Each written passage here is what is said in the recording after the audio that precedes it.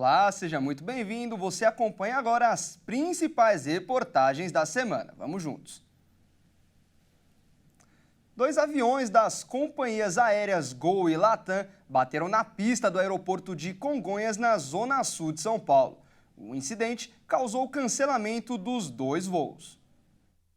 Após a colisão, os passageiros tiveram que ser realocados para outros voos. Com a batida, as aeronaves da Gol e Latam precisaram seguir para manutenção e os 2 voos foram cancelados. Ninguém ficou ferido. De acordo com a concessionária AENA, que administra Congonhas, os 2 aviões colidiram no pátio de taxiamento do aeroporto após uma falha no equipamento de pushback, operado por empresa contratada pelas companhias aéreas. Pushback é um procedimento que usa um equipamento para rebocar a aeronave da área de embarque até a pista de táxi. Ele é realizado antes da decolagem. Em nota, a Gol explicou que durante o procedimento de pushback da aeronave, que faria voo de Congonhas para Florianópolis, houve contato entre a ponta da asa de um avião e a cauda da aeronave da Gol, que precisou seguir para a manutenção. A companhia informou que os clientes desembarcaram em segurança e foram reacomodados em outra aeronave para seguir em viagem.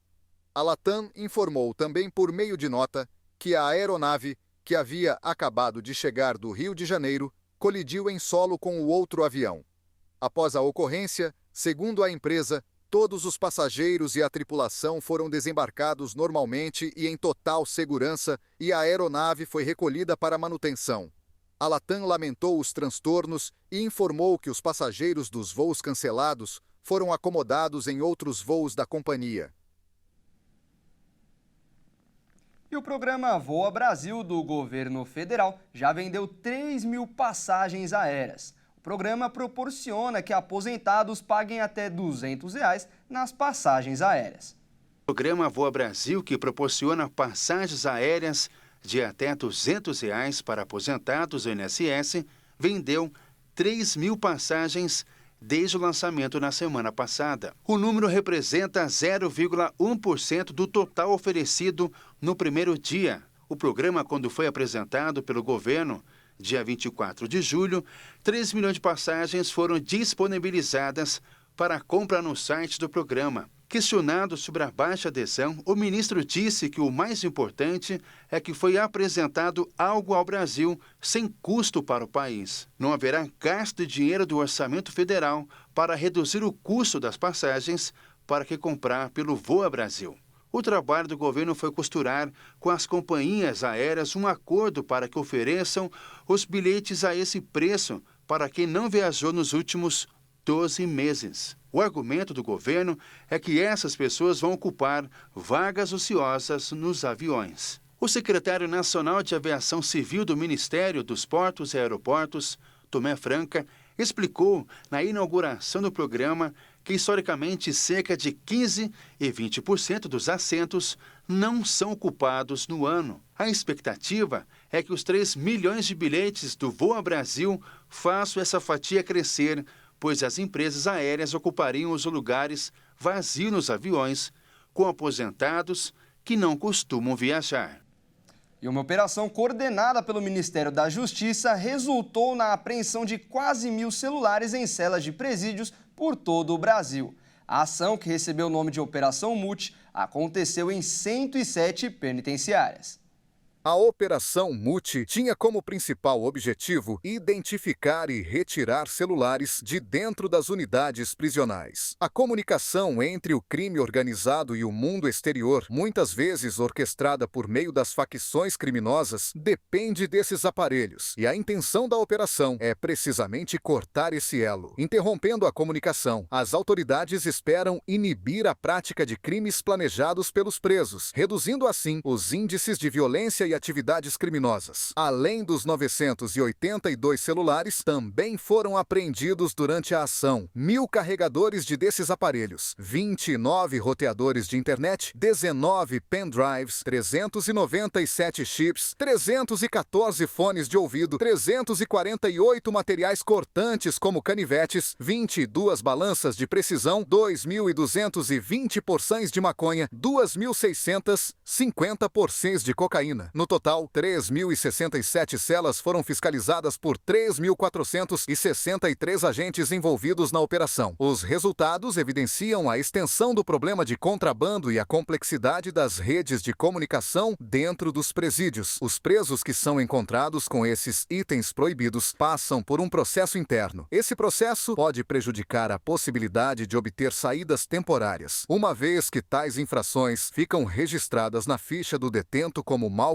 comportamento. Isso é uma medida importante para manter a ordem e a disciplina dentro dos presídios, além de complementar os esforços para reduzir a influência das facções criminosas fora das prisões. Esta foi a 5ª fase da operação, que já acumulou um total de 4.757 celulares apreendidos, além de explosivos e armas de fogo. O balanço da operação, realizada entre os dias 24 e 26 de julho, mostra a importância dessas ações para desarticular redes criminosas e trazer mais segurança para a população. Uma auditoria da Controladoria Geral da União concluiu que a estatal Codevasf superfaturou o preço do asfalto de baixa qualidade em obras pelo país. O prejuízo calculado pela CGU é de mais de 7 milhões de reais.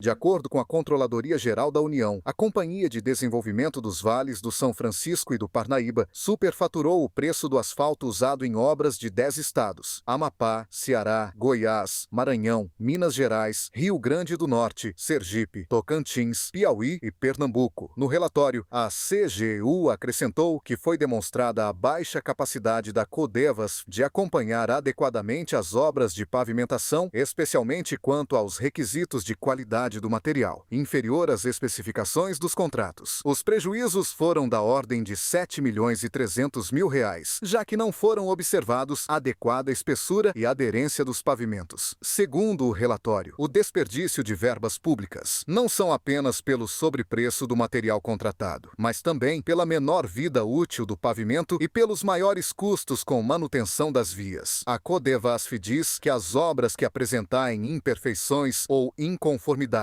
são objeto de notificação às empresas responsáveis com vistas à correção. A Federação Brasileira dos Bancos informou que a concessão de empréstimos consignados diminuiu 11% este ano. Especialistas acreditam que o efeito negativo seja uma consequência da redução do teto dos juros no consignado do INSS, proposta em março do ano passado pelo Conselho Nacional da Previdência Social. No novo plano, o teto de juros foi reduzido de 2,14 para 1,70 ao mês. Para eles, a redução causou um efeito contrário do esperado pelo governo e, em vez de elevar a concessão, que era o objetivo principal, a mudança acabou restringindo o acesso de aposentados a novos empréstimos, especialmente de clientes com perfis mais arriscados, como os mais idosos e com um benefício menor. Com tudo isso em conta, as instituições financeiras estão mais seletivas devido ao aumento do custo da captação de recursos. Apesar desta modalidade de empréstimo apresentar taxas menores do que outros financiamentos, os custos destas operações aos bancos vêm sendo maiores do que os gastos.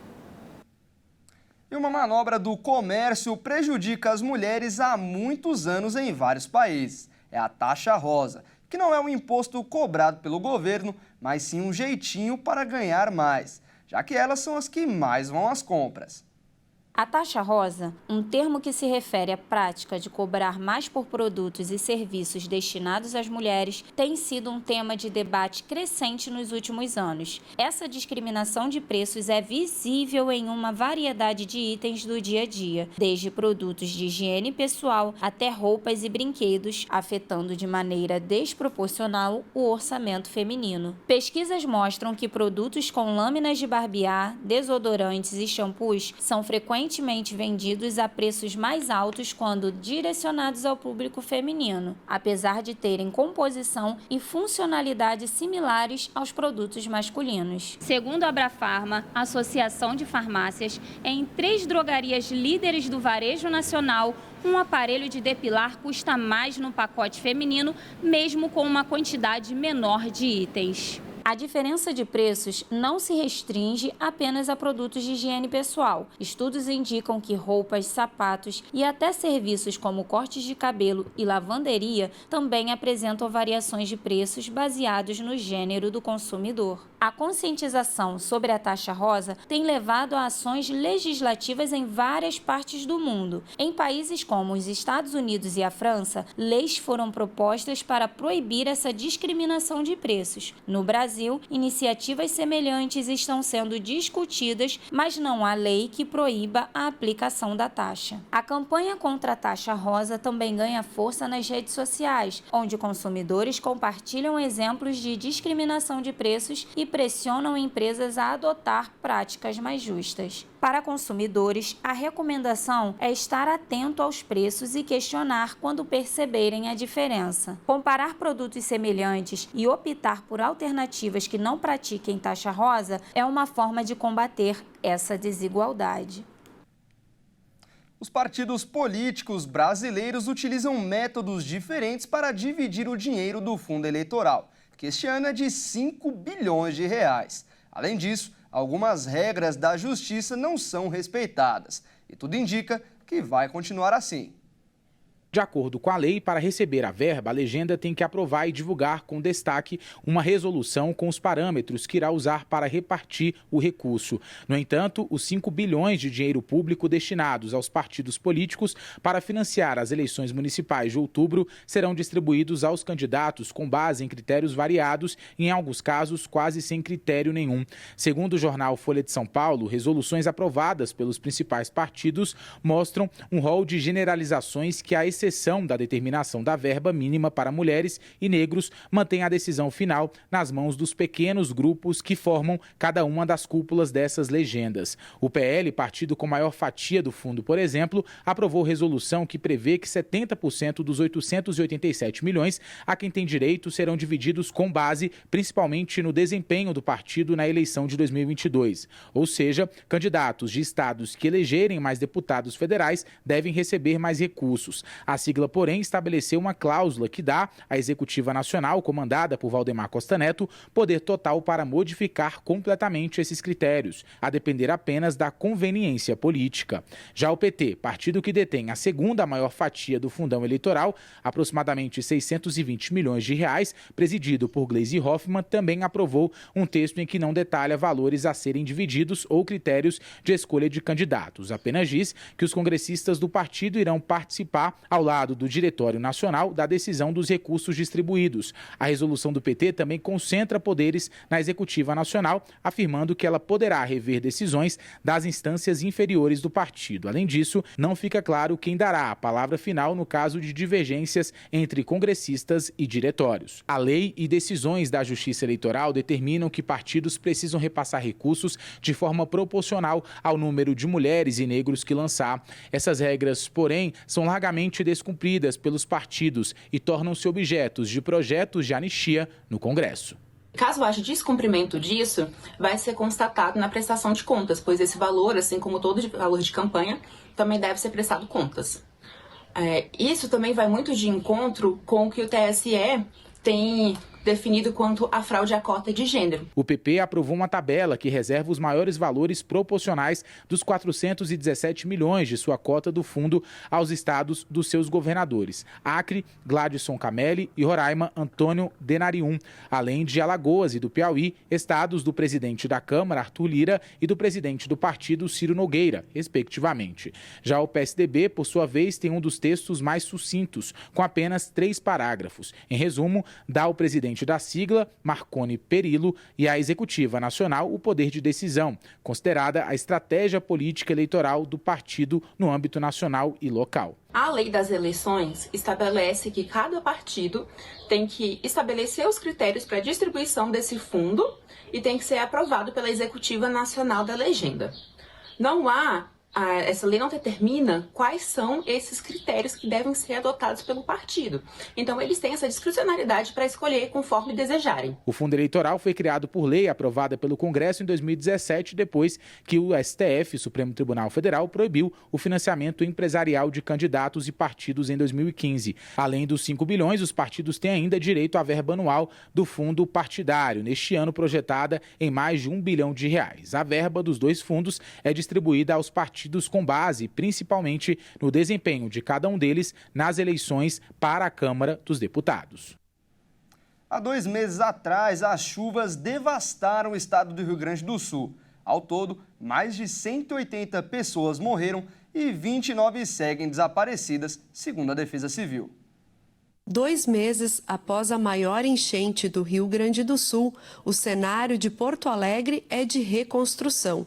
Nas ruas, histórias como a de Paulo, que viveu de perto essa tragédia. Eles andavam de barco pela Mauá e eu ficava no meio, aqui, ó, de noite aqui na Vigário, aqui, ó, com a voluntário, sem luz, sem nada, e a gente chama o zumbi da noite. Aí depois da meia-noite eles começavam a arrombar as lojas aí, ó. Parecia assim, aquele campo de guerra era pior ainda. Só nós sabíamos como é que era a noite aqui e agora como o pessoal está passando aí, o povo. A região do centro histórico da capital gaúcha foi uma das mais afetadas pelos alagamentos em maio. Os negócios do entorno ainda vivem um momento de retomada, mas de muita esperança. Os comerciantes se uniram para fazer essa volta do comércio. Entendeu? A gente trabalhou assim no meio de toda essa água, desse monte de rato, bicho que estava solto, essa podridão. A gente se uniu e conseguiu reabrir o comércio de volta. Faz mais ou menos quase um mês que a gente voltou. A perca foi total. A gente está esperando agora que vem também Dia dos Pais, vem final de ano. Tomara que o centro volte como era antes, né? Que é o que a gente espera. É muito bom retornar, né? Porque eu achei que parecia que era o fim da picada, né? Seria a última coisa. Parecia que ia demorar muito mais tempo, né?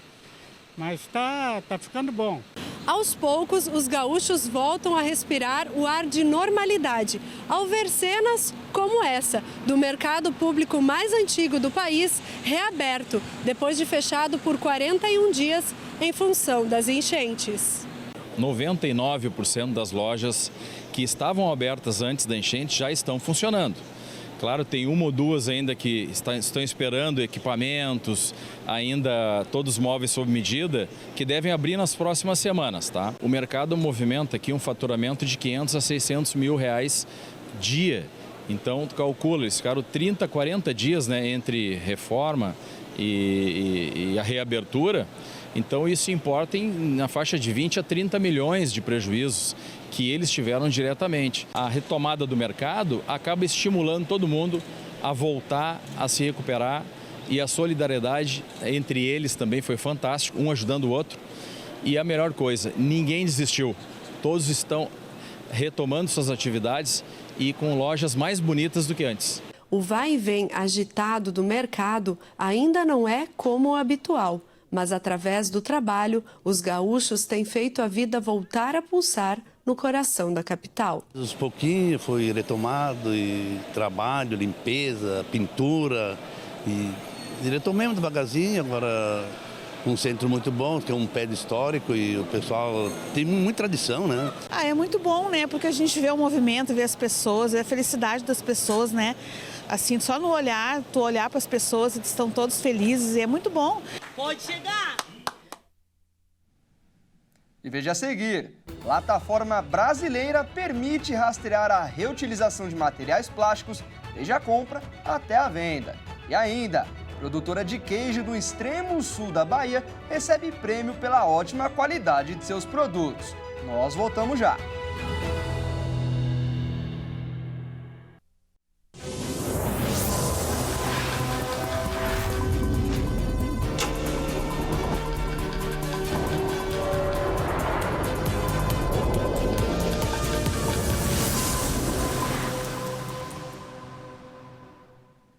Nós estamos de volta.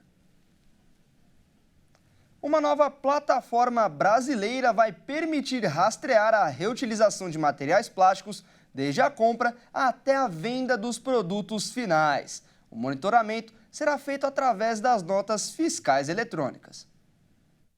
O Recircula Brasil será a primeira plataforma nacional a certificar de fato o caminho dos plásticos reciclados no país. O programa utiliza notas fiscais eletrônicas e, a partir dessas informações, o sistema conseguirá atestar a origem dos materiais e confirmar se o produto contém plástico reciclado, reconhecida como modelo de excelência no combate à poluição plástica. Pelo Programa das Nações Unidas para o Meio Ambiente, a plataforma também fornecerá informações detalhadas sobre o novo uso dos resíduos reciclados, possibilitando que os recicladores de plásticos comprovem as ações de maneira mais eficaz. Desde o começo do ano, quando o projeto piloto foi iniciado, já foram verificadas mais de 14 mil toneladas de material plástico, com potencial de certificar mais de 2 milhões de toneladas. Uso embalagens plásticas anualmente. O projeto piloto foi elaborado pela Agência Brasileira de Desenvolvimento Industrial, do Ministério do Desenvolvimento, Indústria e Comércio, em parceria com a Associação Brasileira da Indústria do Plástico, ABPlast. Apenas 5% do mercado brasileiro de plástico participaram da fase teste. A expectativa, no entanto, é que haja uma adesão em massa das empresas do ramo, pois a rastreabilidade e o uso de material reciclado é hoje uma exigência para a atuação no mercado em todo o mundo. De acordo com a ABPlast, a plataforma é um passo para fortalecer e impulsionar a economia circular e aumentar a competitividade da indústria de reciclagem, beneficiando principalmente o meio ambiente. E agora a gente fala sobre o tempo. Em setembro, o Laninha pode se manifestar em algumas regiões do Brasil. E esse fenômeno deve influenciar nas temperaturas, trazendo chuvas e estiagem em diferentes partes do país. O Laninha se aproxima e pode causar mudanças no clima a partir de setembro. Oposto ao do El Niño, o fenômeno provoca o resfriamento das águas superficiais do Oceano Pacífico Equatorial. Tradicionalmente, o Laninha influencia as temperaturas, as chuvas e a estiagem em diferentes regiões do país. Com base em modelos climáticos, os meteorologistas consideram que o fenômeno vai atingir o país no trimestre de setembro a novembro. O Laninha muda primeiro a característica do mar para depois provocar mudanças gerais no clima. Ele causa chuva em excesso nas regiões norte e nordeste, entre o centro e o norte do país, e causa ausência de chuva na região sul, em Argentina e no Paraguai. Mas o Centro de Excelência em Agricultura Exponencial prevê que o Laninha deste ano não será tão forte como em anos anteriores. E com isso, na região sudeste, espera-se que as temperaturas fiquem um pouco abaixo da média, apesar de ser um período quente no país como um todo. Um dos motivos para o Laninha ser moderado é que há ilhas de calor nos oceanos. De maneira geral, contribui negativamente para a redução das temperaturas superficiais no Pacífico Equatorial.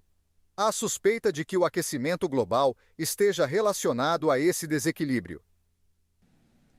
Agora vamos falar de saúde. A cada 4 crianças com menos de 5 anos de idade, uma vive em situação de pobreza alimentar grave. De acordo com o relatório do Fundo das Nações Unidas para a Infância, isso significa que mais de 180 milhões de crianças correm o risco de sofrer consequências graves para a saúde se não tiverem alimentação nutritiva e diversificada.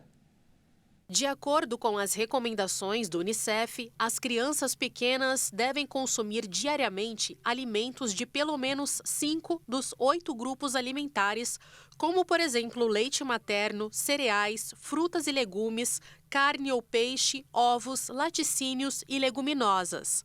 Mas a realidade mostra que um número alto de crianças sobrevivem através de uma dieta muito precária, consumindo produtos de 2 ou menos grupos alimentícios. A diretora do Unicef alertou que as crianças que comem o equivalente a apenas 2 grupos de alimentos por dia, por exemplo, arroz e um pouco de leite, têm 50% mais probabilidades de sofrerem de forma grave de má nutrição, como debilitação progressiva que pode levar à morte. Ela ressaltou que essas crianças sobrevivem e crescem, mas não prosperam. Têm menos sucesso na escola e, quando adultas, mais dificuldade em ganhar a vida, o que mantém um ciclo de pobreza de geração em geração. Especialistas em nutrição afirmam que o cérebro, o coração e o sistema imunitário são importantes para o desenvolvimento e a proteção contra doenças e dependem das vitaminas, dos minerais e das proteínas. Os dados revelam que os níveis globais sobre a questão da fome estagnaram por 3 anos consecutivos. As estatísticas mostram que mais de 700 milhões de pessoas estavam desnutridas em 2023, aproximadamente 152 milhões a mais do que em 2019. A grave pobreza alimentar concentra-se em 20 países com situações particularmente preocupantes. Na Somália, 63% das crianças com menos de 5 anos são afetadas. Na República da Guiné, 54% e no Afeganistão, 49%. Contrariando a tendência global, a América Latina, incluindo o Brasil, apresentaram progressos no enfrentamento contra a fome. De acordo com o relatório, a insegurança alimentar severa caiu 85% no Brasil em 2023. Ou seja, 14,7 milhões de brasileiros saíram da grave condição de falta de acesso a alimentos. A diretora executiva do Unicef afirmou que devemos aumentar urgentemente o financiamento para acabar com a má nutrição infantil. Ela disse ainda que o mundo pode e deve fazê-lo, pois não é apenas um imperativo moral, mas também um investimento sólido no futuro.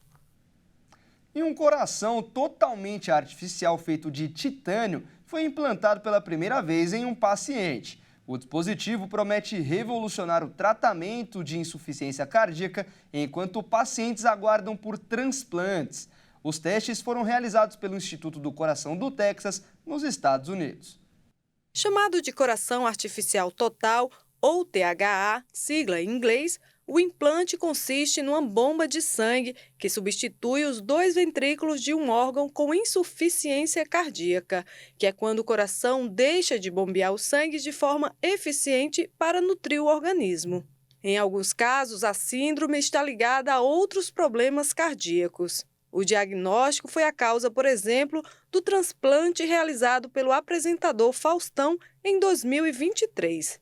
De acordo com estimativas, cerca de 26 milhões de pessoas vivem com a síndrome no mundo e que até 2% da população global são afetadas pela doença, sendo uma das principais causas de morte no mundo. O coração artificial total utiliza tecnologia de levitação magnética para bombear o sangue, parecido com o princípio utilizado em trens de alta velocidade. Uma espécie de motor gira rapidamente para criar um fluxo sanguíneo, simulando os batimentos naturais do coração e assim direcionando o sangue para os pulmões e o resto do corpo. O projeto foi desenvolvido pelo Instituto do Coração do Texas, nos Estados Unidos, em parceria com a Clínica Bivacor. O coração artificial total tem como objetivo avaliar a segurança e o desempenho do TAH. Após o sucesso inicial do implante, mais 4 pacientes foram incluídos nos testes clínicos, o que traz uma esperança para inúmeros de pacientes que aguardam por um transplante. Dados de um ensaio clínico mostram que a liraglutida, medicamento de uso injetável, ajuda no controle de insulina para pacientes com diabetes e pode retardar a perda de volume cerebral em pessoas com Alzheimer. Os resultados do ensaio, publicados na Conferência Internacional da Associação de Alzheimer, forneceram o primeiro vislumbre de como os medicamentos GLP-1 podem agir em distúrbios cerebrais difíceis de tratar. O Saxenda é um medicamento injetável utilizado para o emagrecimento de pessoas com obesidade ou sobrepeso. O ensaio avaliou apenas 204 pacientes no Reino Unido, metade dos quais receberam o medicamento GLP-1 de geração anterior da Novo Nordisk, a liraglutida, e a outra metade recebeu um placebo. O ensaio não obteve eficácia em seu desfecho primário, que era a mudança na taxa metabólica de glicose cerebral, uma avaliação da função cerebral, mas atingiu os chamados desfechos secundários, que mostraram que a liraglutida parece reduzir a diminuição nas partes do cérebro que controlam a memória, aprendizado, linguagem e tomada de decisões em quase 50%, em comparação com o placebo. A empresa farmacêutica dinamarquesa está testando seu medicamento GLP, um de nova geração, mais eficaz, a semaglutida. O princípio ativo do Ozempic e o Wegovy em milhares de pacientes com Alzheimer precoce. Seus 2 ensaios começaram em 2021 e os resultados são esperados em 2025. Os pesquisadores afirmaram à agência no ano passado que ensaios de diabetes do Ozempic à insulina e metformina parecem abordar vários aspectos diferentes do sistema metabólico implicado no Alzheimer, incluindo uma proteína chamada amiloide e inflamação. E olha só, um fóssil de um pararréptil foi apresentado por pesquisadores da Universidade Federal de Santa Maria. O animal viveu entre 230 e 235 milhões de anos atrás, juntamente com os dinossauros. O fóssil foi localizado em Santa Maria, na região central do Rio Grande do Sul. O animal, que se assemelha a um lagarto, foi nomeado de Cornualbus primus pela projeção no crânio, que lembra cornos, e por ser o primeiro da superfamília Procolofonoide, localizado na formação geológica de Santa Maria. Segundo as investigações, ele tinha o tamanho de um palmo e apresentava condições anatômicas para escavar e viver em tocas. O fóssil foi localizado em 2017, no distrito de São Valentim, pelo professor Leopoldo Vitec Neto, quando começaram as investigações. O trabalho se tornou a tese de doutorado do pesquisador Eduardo Silva Neves, na qual se comprovou a nova espécie. Na pesquisa, o material foi comparado com pararrépteis de outros lugares do mundo. De acordo com o professor, no período Triássico, os continentes ainda estavam reunidos, formando o supercontinente Pangeia. A época também é a primeira da Era Mesozoica. No início desse período, o ecossistema se recuperava de uma extinção massiva e remonta à origem dos primeiros dinossauros. O pesquisador afirma que, para identificar o animal, foi necessário realizar uma descrição anatômica, diferenciando em grupos cada vez menores até chegar em uma análise filogenética precisa. Novos fósseis e um sítio arqueológico também foram descobertos na região central após as enchentes de maio. O registro de novos fósseis na localidade são fruto da erosão das rochas pelos rios Jacuí e Ibicuí, segundo o professor. E antes de encerrar, uma produtora de queijo no extremo sul da Bahia ganhou o Prêmio Ouro Brasil pela qualidade de seus produtos. O Prêmio Queijo do Monte visa incentivar os produtores do laticínio a produzir de forma artesanal e natural. Segundo a Associação Brasileira das Indústrias de Queijo, a produção de queijos do Brasil tem crescido de maneira consistente.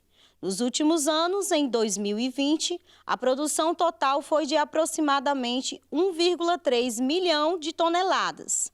A produção de queijos artesanais também tem ganhado destaque, com um aumento no número de produtores e na diversidade de queijos ofertados. No extremo sul da Bahia, na cidade de Itamaraju, conheça a história de um casal de produtores que há um ano vem buscando fazer a diferença no mercado e que recentemente conquistou 5 medalhas no 7º Prêmio Queijo Brasil. Eu acho que o nosso diferencial vai desde o leite, né, que é produção própria, então a gente sabe a qualidade do leite, esse aí já é um passo inicial muito importante, e o fato da gente estar dentro da queijaria, né? Então, produzir com as próprias mãos, um queijo ser artesanal, sem adição de conservante, e trazer essa culinária familiar, né, para a mesa das pessoas. Eu acho que é nisso que tem o diferencial do nosso produto. O desejo de Fernanda de empreender como produtora rural era intenso. Antes, gerente da fazenda de seu pai, buscava pelo aumento da renda. A inspiração para investir nos queijos veio durante um momento de oração. O suporte da família foi fundamental, oferecendo o incentivo necessário para o crescimento do negócio. Em pouco tempo, o sucesso entre os clientes foi notável.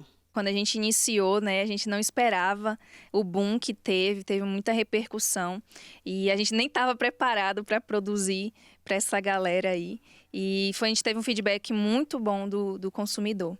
5 dos produtos elaborados se destacaram entre os melhores do país.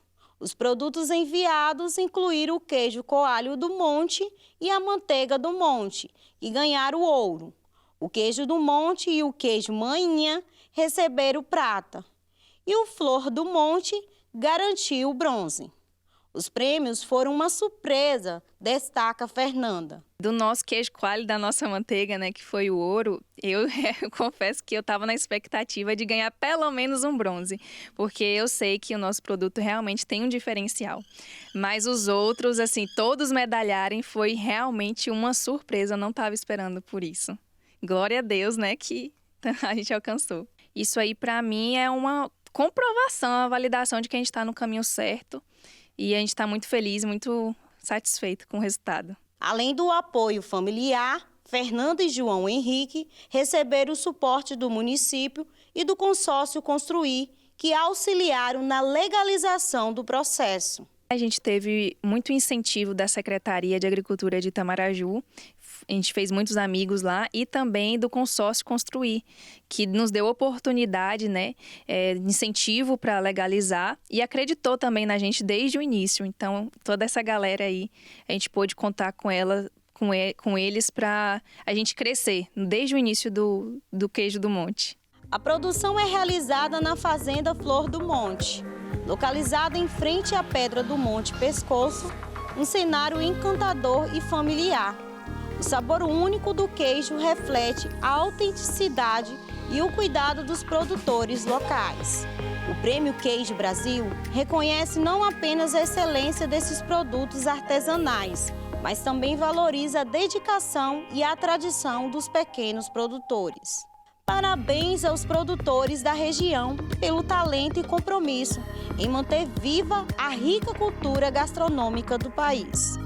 Ao promover e celebrar queijos como o queijo do Monte, o prêmio incentiva a qualidade, fortalece o mercado regional e preserva nosso patrimônio culinário.